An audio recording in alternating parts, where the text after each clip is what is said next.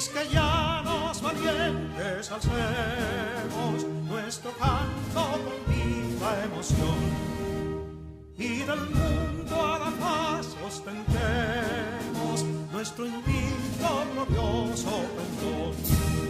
Salve el pueblo que intrépido y fuerte a la guerra a morir se lanzó, cuando en bélico reto de muerte sus cadenas de esclavos rompió.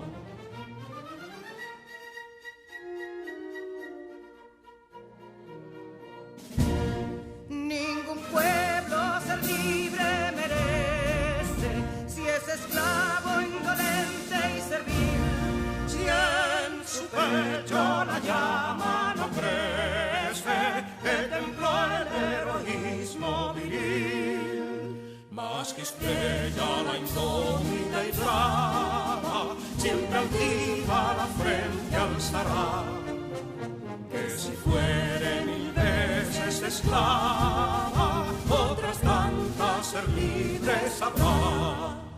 Que si Dona y Ardita expusieron de un intruso señor al desdén, las carreras Belén campos fueron, que cubiertos de gloria se ven, que en la cima del heroico baluarte de los libres el verbo encarnó, donde el genio de Sánchez y Duarte a ser libre o morir enseñó.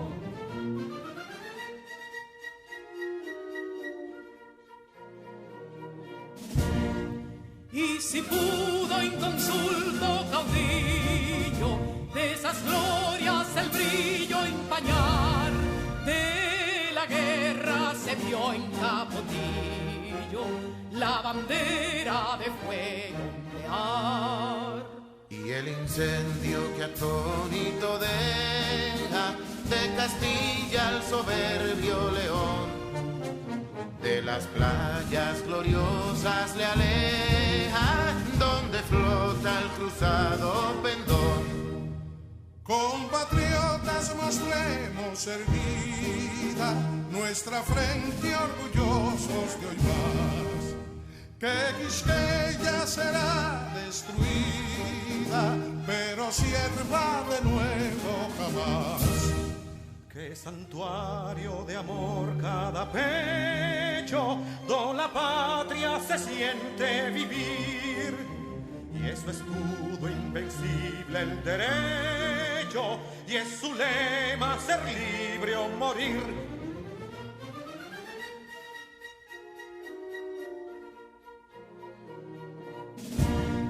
Libertad que aún se yergue serena, la victoria en su carro triunfal, y el clarín de la guerra aún resuena, pregonando su gloria inmortal. Libertad, que los ecos se agiten, mientras llenos de noble ansiedad nuestros campos de gloria repiten: libertad, libertad, libertad.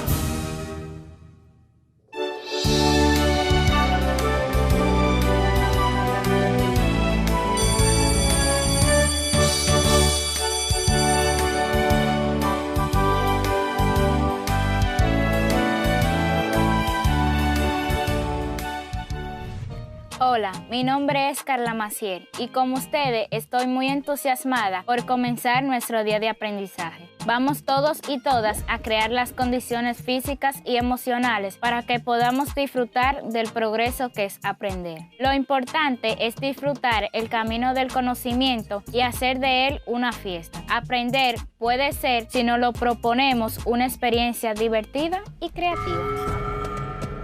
Bienvenidos al cuarto grado de secundaria del año 2020-2021 del Ministerio de Educación de la República Dominicana. Aprendemos en casa, preservando la salud. Sus profesores de este año escolar son: Asignatura Lenguas Modernas, Raicy Nairobi Sano Paredes, del Centro Educativo Liceo Matías Ramón Mella y Escuela Presidente Antonio Guzmán Fernández. Distrito 1004 y 1006. Habilidades: creativa y proactiva. De la asignatura Ciencias de la Naturaleza, Ediberto Cordero Abreu. Centro Educativo Liceo Enriquillo. Distrito 902. Habilidades: tecnológico, comunicador, creativo, líder. Asignatura Ciencias Sociales, Yancel Oderay Ferreras Cabreja. Centro Educativo Instituto Politécnico Salesiano Padre Bartolomé Beck. Distrito 1503. Habilidades: comunicativa, líder. Asignatura Matemáticas, Alexander García Pérez. Centro Educativo Centro de Excelencia Salomé Ureña. Distrito 1503. Habilidades: electrónica, fotografía, canto. Asignatura Lengua Española, Rosemilia Cepeda Reyes. Centro Educativo Liceo José Francisco Peña Gómez y Liceo Jesús Maestro, Educación Básica, Nocturno. Distrito 1504.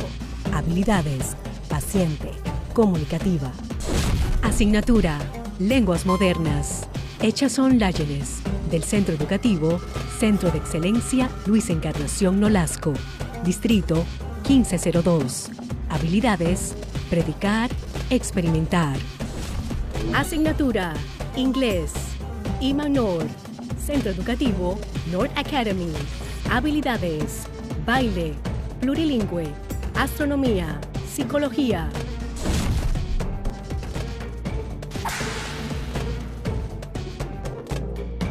Hoy repasamos los puntos más importantes de los temas que hemos conocido esta semana. Hola mis queridos y queridas estudiantes, como cada viernes tenemos nuestro resumen de los temas más relevantes que aprendimos en las diferentes asignaturas. Abarcaremos cada una de ellas, iniciando con la clase donde las matemáticas toman sentido, con el profesor Alexander, el cual habló de las diagonales de un polígono y los polígonos internos. En la fascinante clase de Ciencias Sociales les estuve enseñando acerca de la revolución neolítica y los grandes cambios de la historia de la civilización, así también de las teorías del origen de las especies. En Ciencias de la Naturaleza, Pevens y Ediberto desarrollaron el tema de los ciclos biogeoquímicos y los tipos de ecosistemas. En inglés, continuamos aprendiendo a dar y pedir instrucciones para llegar a un lugar. En francés, Hutchinson nos enseñó sobre el pasado compuesto con verbos prenominales. Por último, la asignatura de Lengua Española, donde trabajamos el tema de la voz pasiva, así como también el uso de los pronombres personales, demostrativos e indefinidos. Prepárate, que nuestro repaso comienza en 3, 2, 1, ahora.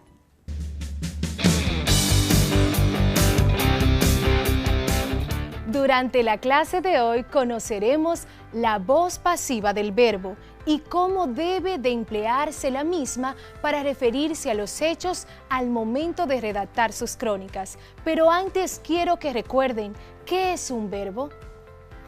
Un verbo es una palabra que expresa acción, estado o movimiento. Dicha acción es ejercida por el sujeto o sustantivo. Al momento de redactar los hechos en una crónica, se deben tomar en cuenta ciertos elementos gramaticales. Dentro de ellos están los verbos en voz pasiva. Por ejemplo, en la siguiente oración vamos a ver cuál es el verbo. Durante mis vacaciones, tomé precauciones contra el coronavirus. ¿Te fijaste? El verbo es tomé. Vamos a ver otra oración. Me gusta ponerles atención a mis clases por televisión. Aquí el verbo es gusta. Ahora veamos qué es la voz pasiva. La voz pasiva es una manera para construir oraciones enfatizando un estado o una acción en el lugar del sujeto. Casi siempre al momento de escribir una oración ponemos al sujeto delante, pues en la voz pasiva cambiamos el orden. La voz pasiva del verbo se utiliza cuando el sujeto es poco relevante o paciente. Por ejemplo, en el invierno hace frío. Cambiamos esta oración a la voz pasiva, hace frío en el invierno, y así el sujeto se vuelve poco relevante. Priorizamos al verbo en el lugar del sujeto. También se utiliza cuando no hay un sujeto especificado. Por ejemplo, se vistieron para las clases.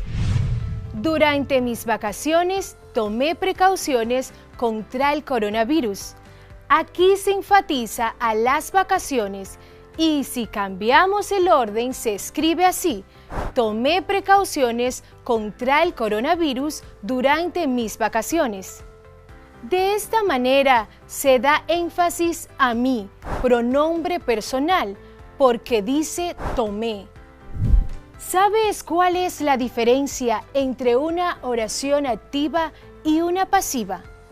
La oración activa llamamos oración activa a toda oración predicativa que lleva un verbo en voz activa y tiene un sujeto agente. Ejemplo, el viejo marinero pidió albergue a la anciana. En este ejemplo, el viejo marinero es el sujeto agente y el verbo pidió está en voz activa. Recuerda que todos los verbos pueden construirse en voz activa.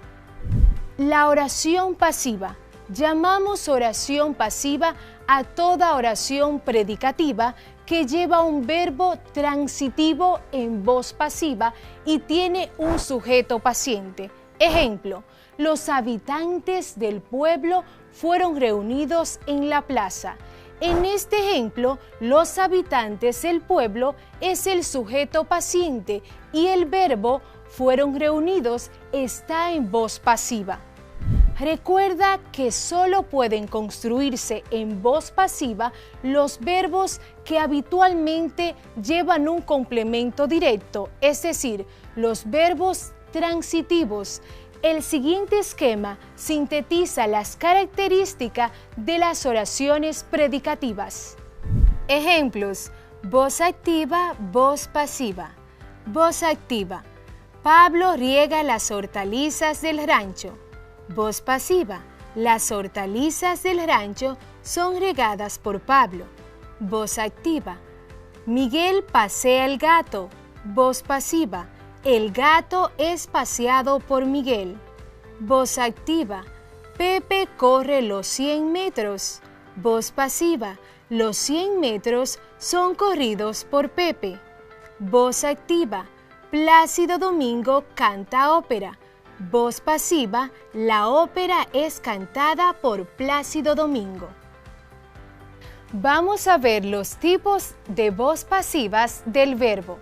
La voz pasiva de proceso se forma con el verbo ser más el participio terminado en ado e ido.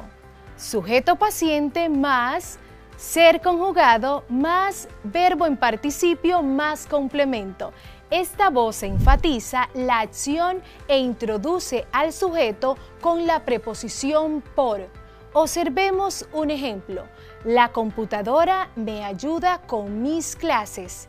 Mis clases son ayudadas por la computadora. La voz pasiva de resultado se forma con el verbo estar más el participio. Este tipo de voz pasiva describe un suceso que ya pasó sin mencionar quién lo hizo. Un ejemplo de esto es la siguiente oración: la tarea está realizada. En este momento le muestro un cuadro con la voz pasiva de proceso y la pasiva de estado. De esta manera vamos a comparar lo aprendido hasta el momento. La policía recoge los testimonios. En pasiva de proceso sería: Los testimonios son recogidos. Pasiva de resultado. Los testimonios están recogidos. Aquí vemos en este cuadro la comparación entre la pasiva de proceso y pasiva de resultado. Ambas tienen en común el verbo en participio. Lo diferente es que la pasiva de proceso tiene el verbo ser y la pasiva de resultado el verbo estar. La voz pasiva refleja se compone por la forma pronominal se, más la tercera persona del singular que se denota en el verbo que le acompaña, él, ella, singular, o del plural, ellos, ellas. Aquí se quiere destacar el objeto y no el sujeto. El sujeto que ejecuta la acción, sujeto paciente, más se, más verbo en tercera persona, más complemento. Por ejemplo, se necesitan mejores insumos. Voz pasiva refleja. En esta oración, el verbo necesita está conjugado en la tercera persona del plural. Ahora mostramos la misma oración en su voz activa. Los médicos necesitan mejores insumos. Voz activa. En este día conoceremos esos elementos dentro de la crónica, los pronombres personales, demostrativos e indefinidos. Estos nos ayudarán a sustituir los nombres dentro del sintagma nominal. Por ejemplo, Rosa es la maestra de lengua española del 4º grado del nivel secundario. ¿Por qué pronombre personal podemos sustituir el nombre de Rosa? Observemos la oración. Y sé que ustedes dirán, ella es la maestra de lengua española del 4º grado del nivel secundario. Pero antes de todo lo que aprenderemos hoy, me gustaría que recordáramos lo que vimos en la clase pasada. ¿Recuerdan? Les explicaba que la voz pasiva del verbo es una manera para construir oraciones enfatizando un estado o una acción en lugar del sujeto. Casi siempre, al momento de escribir una oración, ponemos al sujeto delante, pues en la voz pasiva cambiamos el orden. Se presenta el sujeto como pasivo, mientras que la acción ejecutada por el verbo es desempeñada por un complemento y no por el sujeto agente del verbo en la voz activa. También se utiliza cuando no hay sujeto especificado. Por ejemplo, se vistieron para las clases. En el mismo orden, aprendimos que la voz pasiva tiene 3 tipos: de proceso, resultado y refleja. Ya que recordamos la clase anterior, es momento que iniciemos nuestro recorrido del día de hoy, donde tú eres protagonista. Los pronombres son palabras que utilizamos para sustituir al nombre, es decir, los pronombres reemplazan a quien habla, escucha o de quien se habla, sin mencionar su nombre. Dependiendo de la situación comunicativa, estos pueden encontrarse de diversas formas, entre las cuales están pronombres personales, pronombres demostrativos, pronombres indefinidos, pronombres numerales, pronombres posesivos, entre otros. En el caso de los pronombres personales, sustituyen el nombre de quien habla, escucha o de quien se está hablando. Estimados estudiantes, hemos llegado al final de nuestra clase del día de hoy, en la que aprendimos los pronombres personales, demostrativos e indefinidos. Tengamos presente que estos nos servirán al momento de realizar una crónica, ya sea periodística, social, deportiva o de cualquier tipo. Los pronombres personales son aquellos que sustituyen directamente al nombre de quien habla, quien escucha o de quien se habla. Yo, tú, él, ella, nosotros, ustedes, ellos, ellas. Por su parte, los demostrativos indican el grado de distancia al que se encuentra lo que sustituimos, dependiendo si está cerca, media o lejana. Este, ese, aquel.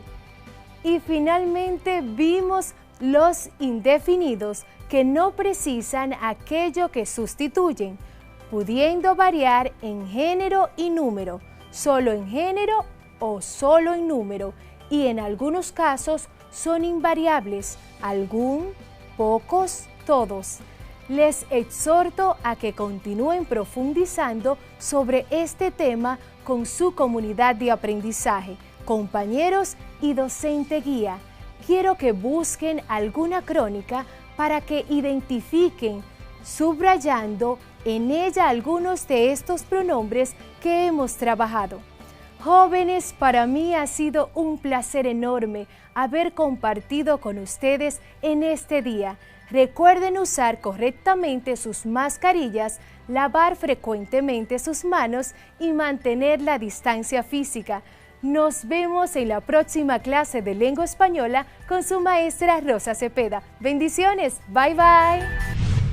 Espero que este tema haya refrescado tu memoria y que domines muy bien los pronombres personales.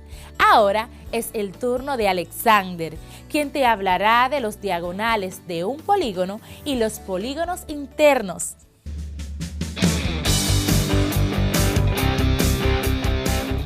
Bienvenidos y bienvenidas al único espacio donde las matemáticas toman sentido. Soy tu profesor Alexander García, esto es cuarto de secundaria. Hoy aprenderás de forma más amplia sobre las diagonales de un polígono, cómo calcular su longitud y la cantidad exacta que se pueden trazar dentro de dicho polígono. También verás algunos lugares en la vida cotidiana donde usamos las diagonales. Ya te lo he dicho decenas de veces, sin la geometría la vida es imposible. ¿Están listos? Iniciemos.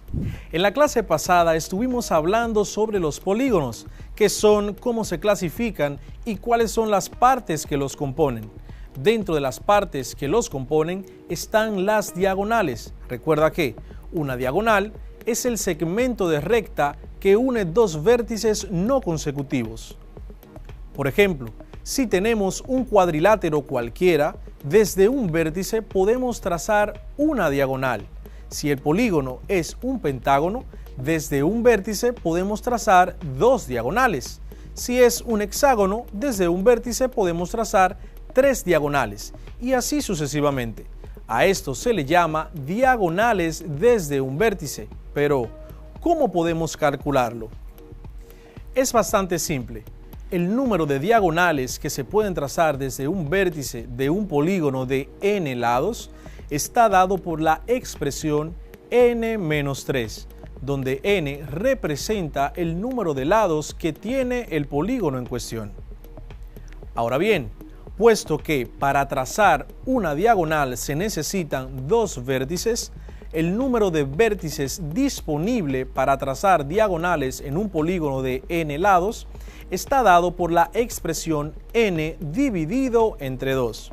Sabiendo esto, el número de diagonales que se pueden trazar en un polígono de n lados está dado por la expresión siguiente.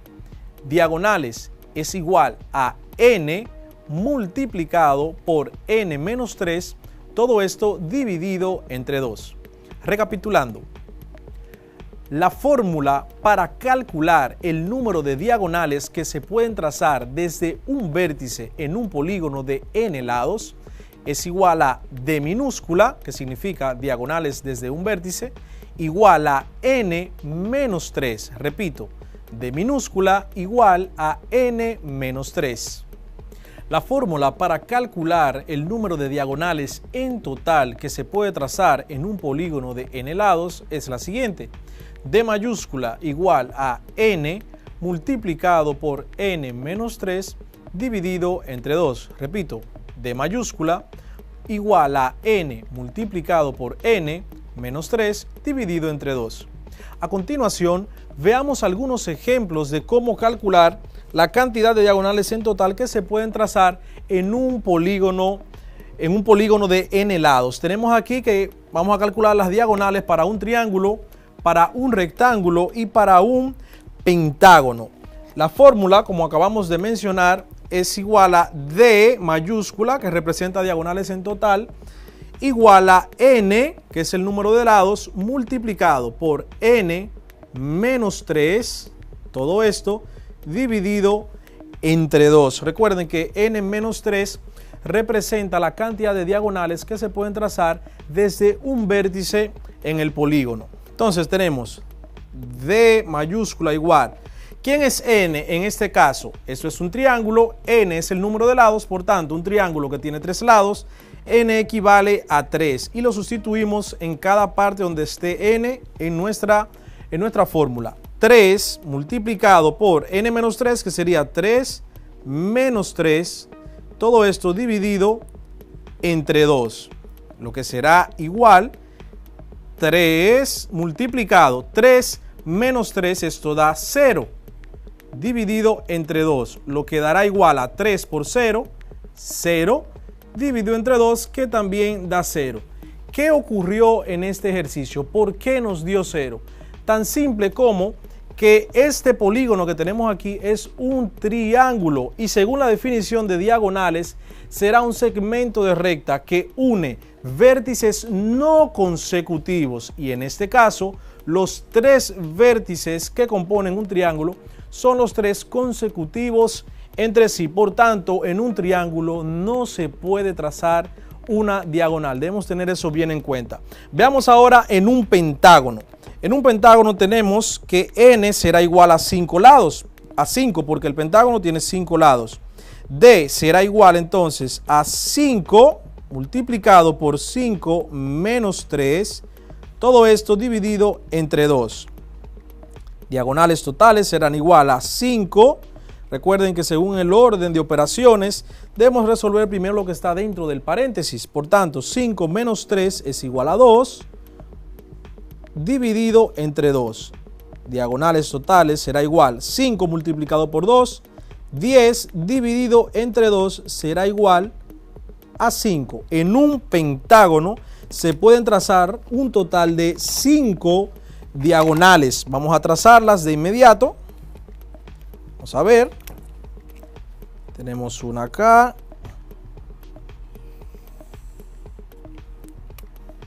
Tenemos otra de este lado. Tenemos una más por aquí. Ups. Trazamos otra vez correctamente. Ay. Tenemos una más por acá.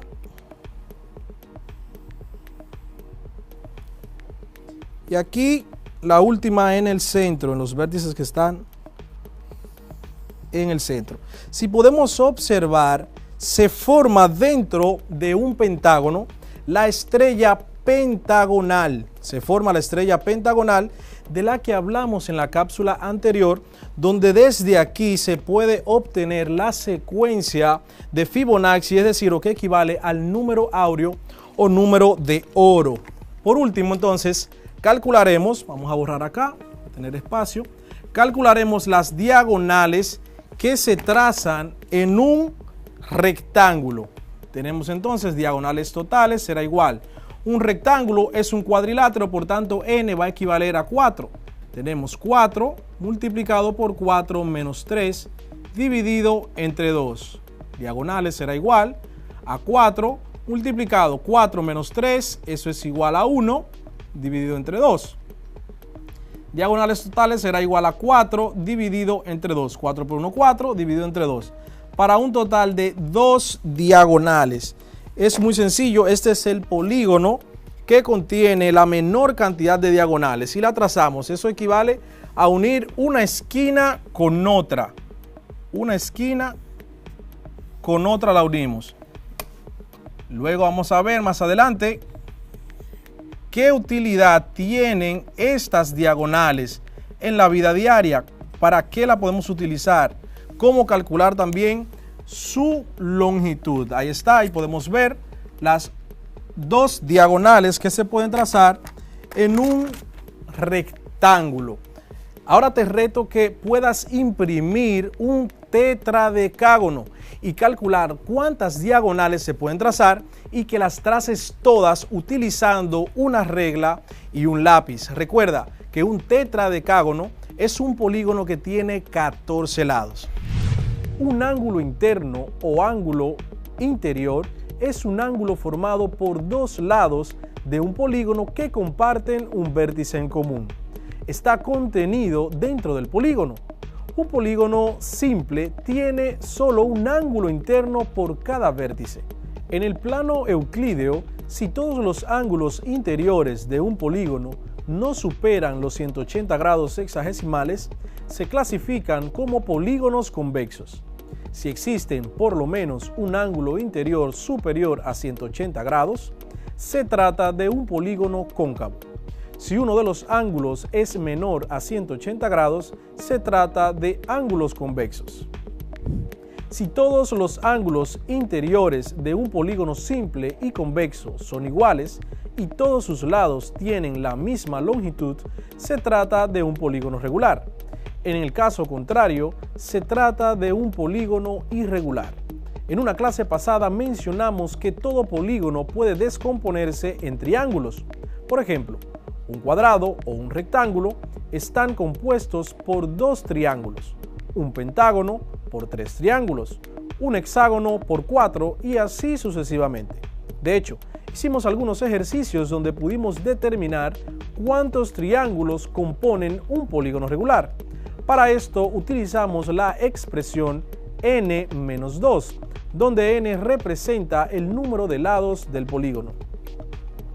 Por otra parte, el teorema fundamental del triángulo nos dice que en todo triángulo la suma de los ángulos internos es igual a 180 grados. Por tanto, para calcular la suma de los ángulos internos de cualquier polígono convexo regular, simplemente multiplicamos 180 grados, que son la suma de los ángulos internos de un triángulo, lo multiplicamos por la cantidad de triángulos que componen el polígono.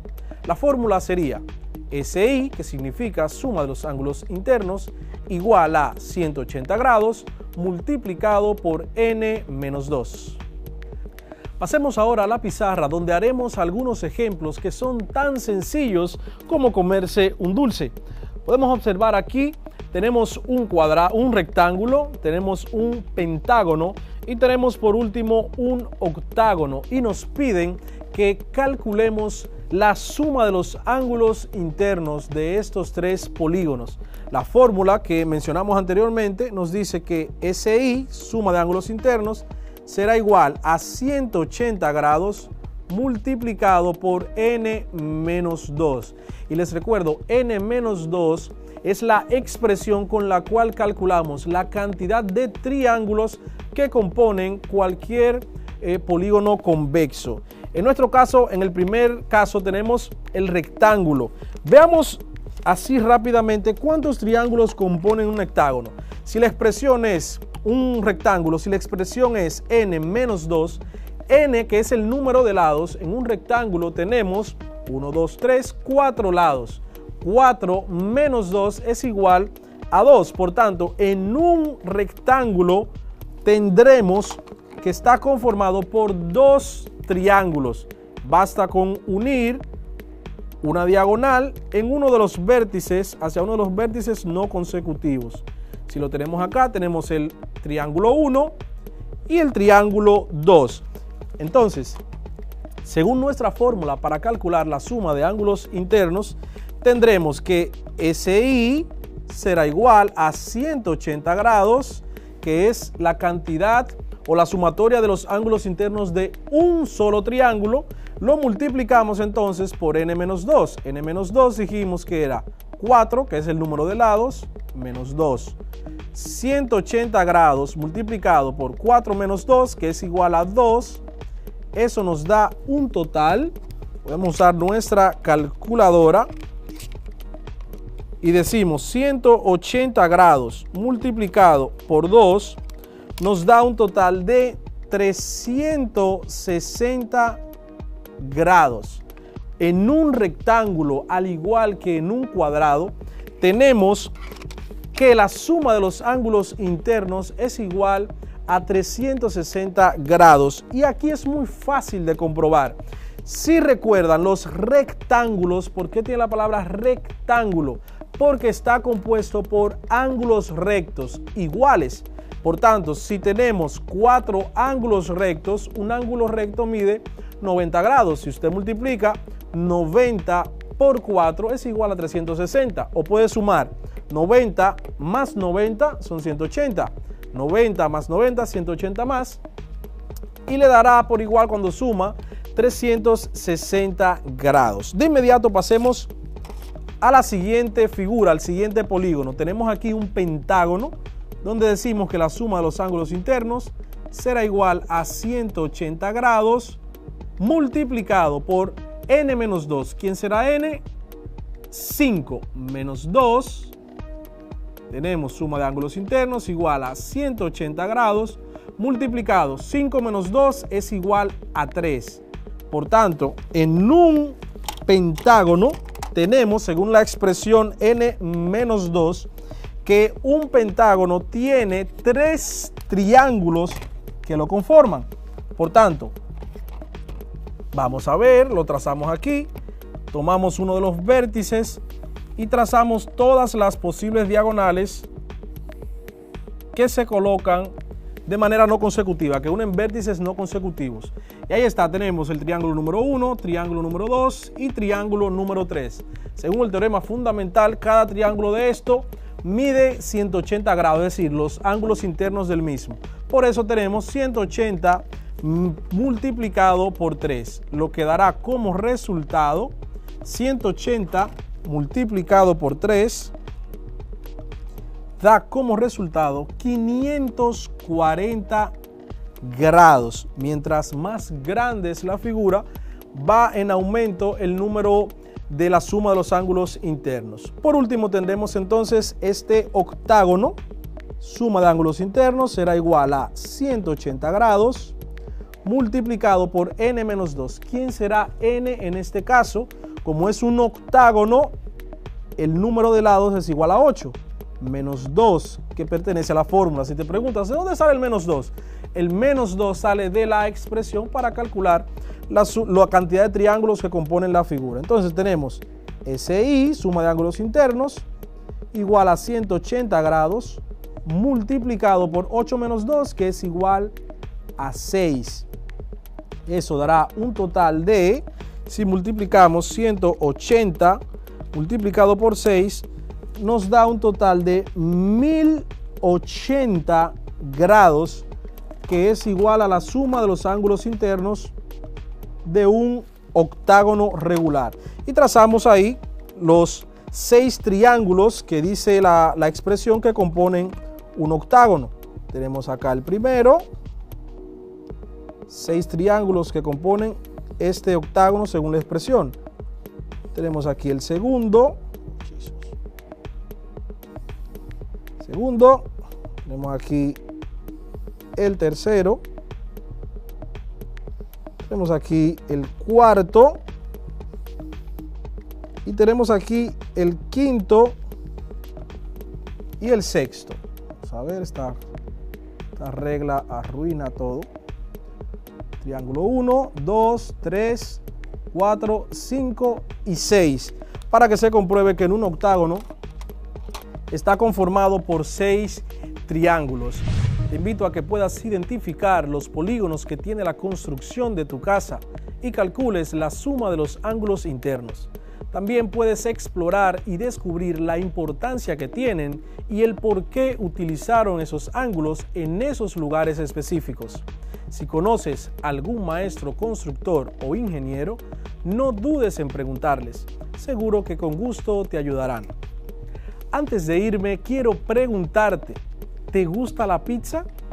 Dirás, en serio, profesor, ¿a quién no le gusta la pizza? Ok, pero óyeme, ¿has pensado en la geometría de la pizza? Medita en esto para la próxima clase. ¿Por qué la pizza es circular? Si es circular, ¿por qué la caja es cuadrada? Pero más aún, ¿Por qué la cortan en triángulos, si es que son triángulos? Desde el único espacio donde las matemáticas toman sentido, estuvo con ustedes Alexander García. Hasta una próxima entrega. ¡Qué interesante! Hasta aquí ha llegado el resumen de matemáticas, pero no te muevas porque vamos a una pausa y al regreso te ayudaré a repasar la fascinante clase de Ciencias Sociales, donde aprenderás sobre los temas de la Revolución Neolítica y los grandes cambios de la historia de la civilización, así como también de las teorías del origen de las especies. Ya volvemos.